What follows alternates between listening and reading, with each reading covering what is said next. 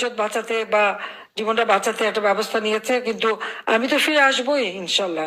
আমার মৃত্যুদণ্ড দিয়েছে, আমি পড়া করি না, আমি আসবো, সময় হলে আসবো। তবে তার আগে এতদিন তারেক জিয়া, খালেদা জিয়া, তাদের এত নাম শুনেছেন আপনারা, তাদের আমলটা একটু দেখেন। কারণ না দেখা পর্যন্ত তো আপনারা বুঝবেন না। যেমন ইনুস সম্পর্কে যখন আমি কিছু বলতাম তখন কেউ বিশ্বাস করতে চাইতো না। 2018 সাল থেকে সে চক্রান্ত করে যাচ্ছে। 2007 সালে নিজে দল করার চেষ্টা করেছে। 2011 সাল থেকে তার চেষ্টাই ছিল কিভাবে আমাকে ক্ষমতাচ্যুত করবে বা হত্যা করবে। 24-এ এসে পেরেছে। সে 11 সাল থেকে যেটা চেষ্টা 24-এ এসে করতে পারলো। তারপর যখন বেঁচে আছি, ইনশাল্লাহ একদিন বাংলাদেশে আসবো। বাংলাদেশের মানুষের জন্য ঠিকই আবার আমরা উন্নত জীবন দিতে পারবো, এ বিশ্বাস আমার আছে। আমি জিজ্ঞেস করতে পারি যে আমেরিকা বলে এইভাবে কুপিয়ে কুপিয়ে রাস্তার মধ্যে কাউকে মারা, এটা তো হয়নি।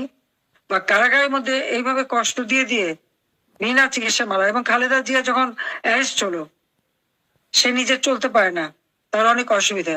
তাকে মেড সার্ভেন্ট নিতে চাইলো, সেটাও অনুমোদন দিলাম।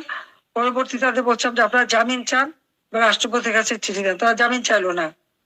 তখন খালেদা জিয়ার বড় বোন, বোনের জামাই এবং ভাই, ছোট ভাই শামীম ইস্কেন্দার আসলো আমার কাছে। আমি সরকার প্রধান হিসেবে যতটুকু ক্ষমতা আমার আছে সেটা দিয়ে তার সাজা স্থগিত করে দিয়ে তাকে বাসায় থাকার অনুমোদন দেওয়া হলো। এবং সে বাসায় তো ফ্রি ছিল, তাকে কোনো হাউস অ্যারেস্ট করা হয়নি।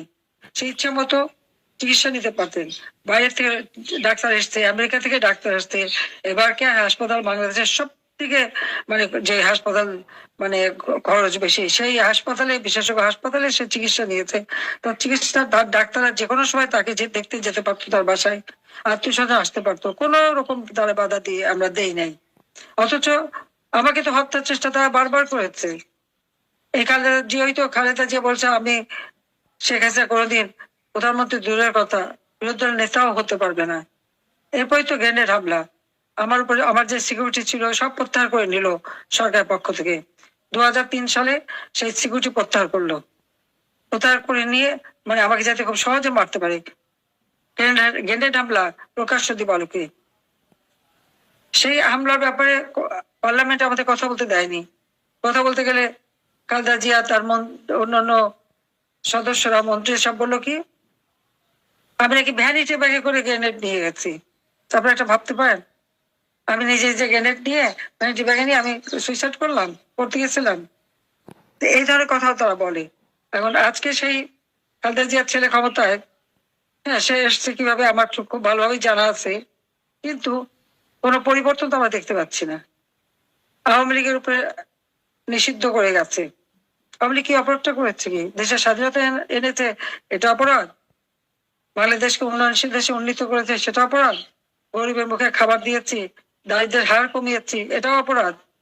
আওয়ামী লীগের নেতা কর্মীরা তো দেশের মানুষের জন্য কাজ করে, থেকে শুরু করে দুর্যোগ দুর্বিপাকে আমাদের নেতা কর্মীরা ঝাঁপ দিয়ে পড়ে, দুস্থ মানুষের পাশে দাঁড়ায়।